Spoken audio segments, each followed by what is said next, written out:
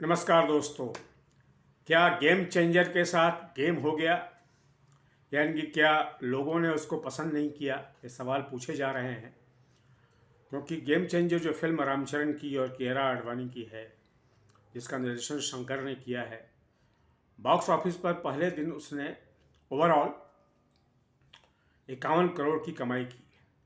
लेकिन उसके बाद लगातार उसका प्रदर्शन गिरता जा रहा है। हालांकि उन्होंने बहुत बड़े बड़े आंकड़े बता रहे हैं प्रोड्यूसर वगैरह, लेकिन अभी तक उनकी जो है वैलिडिटी नहीं हुई है। और ऐसा कहा जा रहा है कि गेम चेंजर जो बहुत ही ज़्यादा एक्सपेक्टेशन था जिससे, और राजा मौली की फिल्मों को टक्कर दे रही थी, वो उस तरह से एक बहुत साधारण हिट फिल्म होकर के रह जाएगी। नहीं, हिट तो हुई है, हिट हो गई, पैसे भी कमा लिए, कमा ही लेंगे वो, लेकिन उस तरह से लोगों के माइंड में वो जगह नहीं बना पाई। लेकिन खैर, अब रामचरण तेलुगु फिल्म इंडस्ट्री अपना अलग तरीके से काम करता है। लेकिन एक दूसरा सवाल कियारा आडवाणी को लेकर कभी खड़ा हो गया है। कियारा आडवाणी जो इसकी हीरोइन है, हिंदी वर्जन जो है इसकी कमाई और बहुत कम है। पहले दिन 8, दूसरे दिन 8 के लगभग, और दूसरे दिन भी 9 के लगभग, मतलब कुल मिला करके 3 दिनों में 25-26 की इसकी कमाई है बॉक्स ऑफिस पर।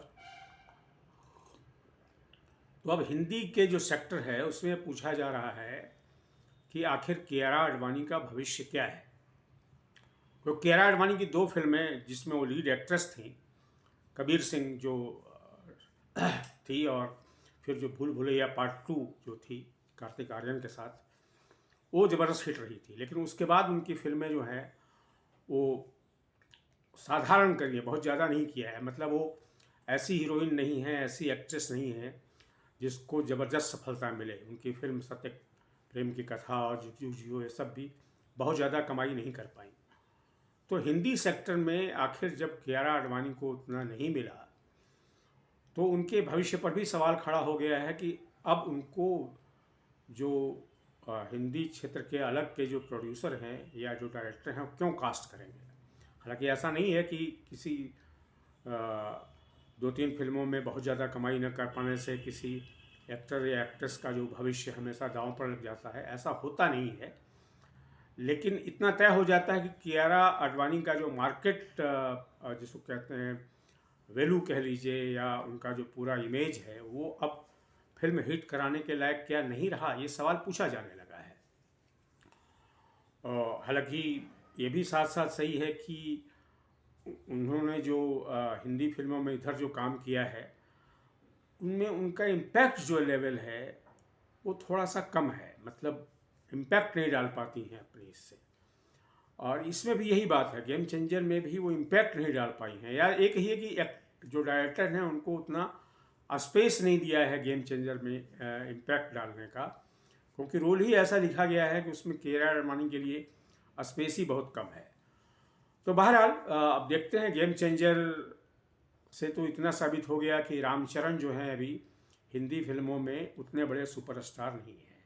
तेलुगु के वो हैं, लेकिन हिंदी फिल्मों में रामचरण का उतना क्रेज़ नहीं आया है। एक अपॉर्चुनिटी चली गई, और ऐसा क्यों हुआ ये भी सोचना चाहिए। मुझे लगता है कि जिस टी.एन. शेषन को लेकर के ये फिल्म बनाई गई है, ऐसा लगता है मुझे, वो उनको लोग भूल चुके हैं, अब उनके कारनामे भूल चुके हैं। अब इलेक्शंस कमीशन के वगैरह के बहुत सारी नई चीज़ें आ गई हैं समाज में, और इलेक्शन को लेकर के अब इलेक्शन कमीशन की इमेज वैसी रही भी नहीं जैसी टी.एन. शेषन ने बनाई थी। तो दोस्तों, मुझे लगता है कि इस वजह से भी फिल्म जो है एक सीमा के बाद जाके रुक जाती है। प्लेटू जिसको कहते हैं, वो प्लेटू हो गया है। आज के वीडियो में दोस्तों इतना ही। आपसे निवेदन है कि मेरे इस यूट्यूब चैनल को सब्सक्राइब करें, लाइक करें, और इस पर अपने कमेंट भी लिखें। Thank you very much.